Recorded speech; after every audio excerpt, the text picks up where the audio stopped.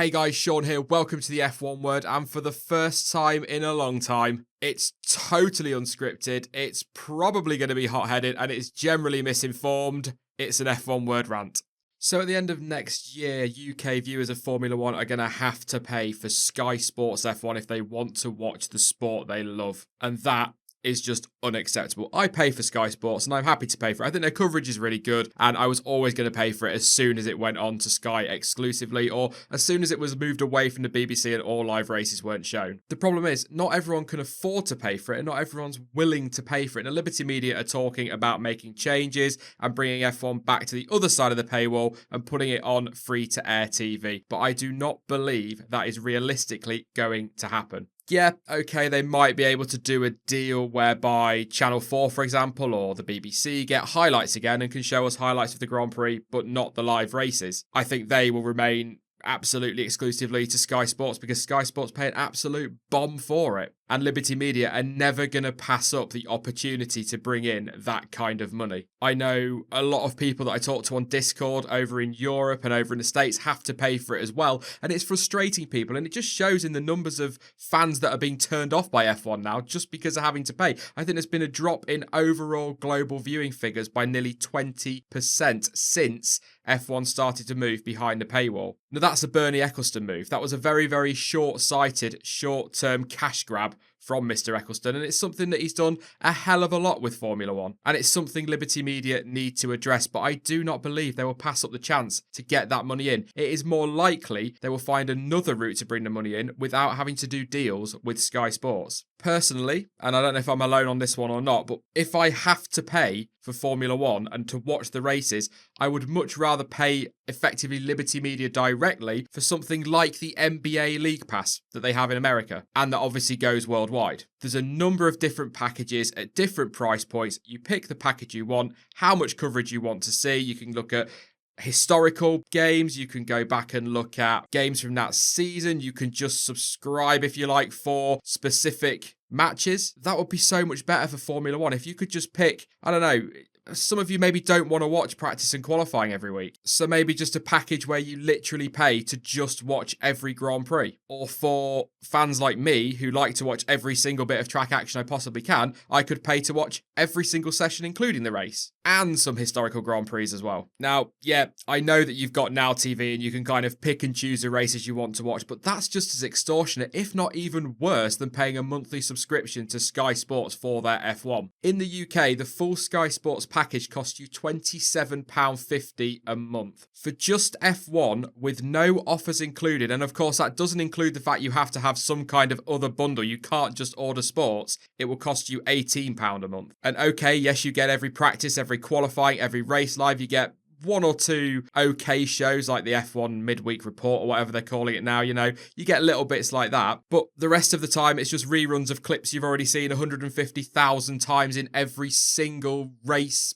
build-up show. It is not worth that kind of money. And it's not like you can just dip into an archive and watch as many classic races as you want. So once Sky have finished with all their season reviews and showing us all the races over and over again through December, there's really nothing that happens on the channel till they start doing a testing report, which is about 15 minutes to half an hour for each day of testing. It's going to be February before we get any other proper content from them. Again, the Sky Sports race coverage is fantastic and it's absolutely head and shoulders above anybody else. But it is a lot of money to pay, especially if you haven't got that money in the first place. There are a lot of you on Discord, and there are quite a few as well that are subbed that I've spoken to who simply cannot afford to pay for it. And in the UK, from the end of next year, there are young fans that are literally not going to be able to watch the sport. How is that taking the sport to the young fans? Yes, okay, Liberty have inherited this mess from Bernie Ecclestone, but they can address it. They can do something about it, and they are saying they're going to, but I just do not believe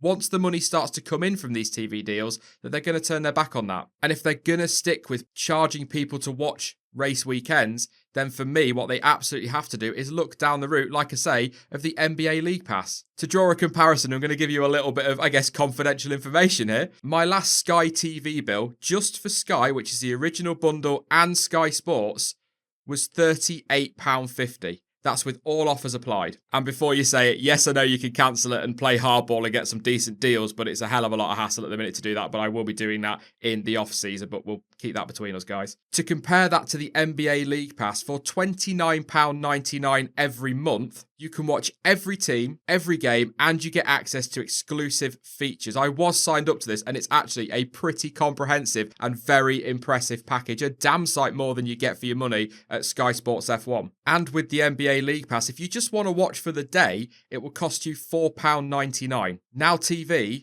for a Sky Sports Day Pass, is $6.99. Now, yes, that includes all of the magnificent Sky Sports channels that each and every one of us watch all the time. But regardless, it is an overpriced package by a long way. And I know, by the way, it's not just NBA that have their League Pass style subscriptions. There are a lot of sports that do it. And actually, in terms of motorsport, you can watch a lot of the Junior Formula free on YouTube. If Liberty truly want to take F1 back to the fans and get young fans interested again, the right thing to do is to do something like that, a free streaming service if they can't strike a deal with, say, the BBC or Channel 4. But again, it is all going to come down to the same thing it always does in Formula 1, and that is money. I get it. It's a business. It's got to make money, but that sport has got a lot of cash in it, and the last thing they need to be doing is taking even more cash from fans. Again, in the UK, it is extortionate to go to Silverstone for the weekend. It is extortionate to go for the day. It's ridiculously expensive paying for Sky Sports F1, and fans are literally turning away from the sport. But Liberty Media, who are saying they're going to address it, they won't. They absolutely won't. And how Bernie Ecclestone thought this was a good idea, I just don't know. I mean, some of the things he's done for Formula 1 have been brilliant, but his last few things that he did in his latter years, if you like, with the sport have just been massively detrimental to its future. And something has to change, and it has to change quickly. Because if young fans can't watch the sport for 5 years, are they necessarily going to return in 5 years' time, 5-6 years' time? I wouldn't. I can't see that I would. You've not followed it really properly for 5 or 6 years, so you'd have found an interest somewhere else. I'm sure there are plenty of you out there that are young and will still find ways to watch it. I mean, there are probably ways you can stream it online, if we're being honest. It's a bit naughty, we'll put it that way. But I'm just trying to look at the legitimate options in this little bit of a rant video. I should say, actually, while I'm on a bit of a rant, that it's not just young fans that are affected by this. I've spoken to a lot of people that have been watching F1 for decades who are now cancelling Sky subscriptions because it's simply not worth it. Like I say, you get a race, you get qualifying, you get practice. That's fantastic. But if it isn't a race weekend, there's nothing for you. They don't even do their shows like Legends of F1 anymore, which was genuinely interesting and one of the reasons that I properly didn't mind paying for it. The problem is, with Sky being the way they are, if we try and encourage them to make more content for the Sky Sports F1 channel, all they're going to do is charge you even more, because that's just the way they work. And it's disgusting, and it's not right. And it is turning fans, old and young, away from the sport. Like I say, that 20% figure, that is huge potentially. Liberty Media have got to sort it, either by getting it back on free-to-air TV in the UK and wherever you are in Europe or across the world as well, offering its own worldwide subscription service, or finding a way to batter Sky down with their prices. But I cannot see that happening. So the best option realistically is going to be free-to-air TV. But like I've said a couple of times, I just don't believe they'll do that. They know the money's there. So I think it's more likely we'll end up with a worldwide streaming service. But like I say, I'd rather pay Liberty directly and get constant F1 stuff rather than just a bunch of dodgy little clips they've had in race build-ups on Sky Sports. But, you know, that's just the way they operate. Do I expect that Liberty Media can sort this out before it moves behind the paywall in the UK? No. I think, as far as I'm aware, the contract with Sky is done and dusted, and based on how I've tried to get out of contracts in the past, Sky are pretty watertight with what they do legally, so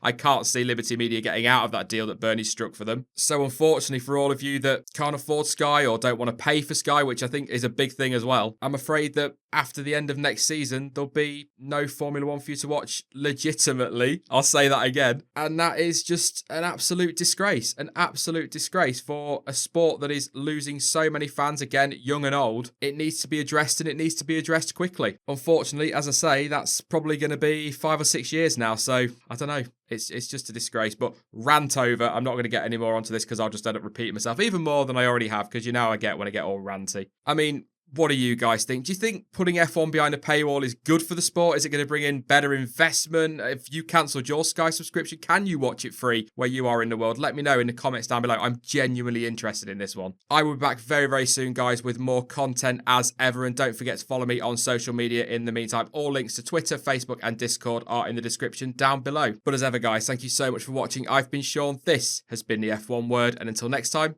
goodbye.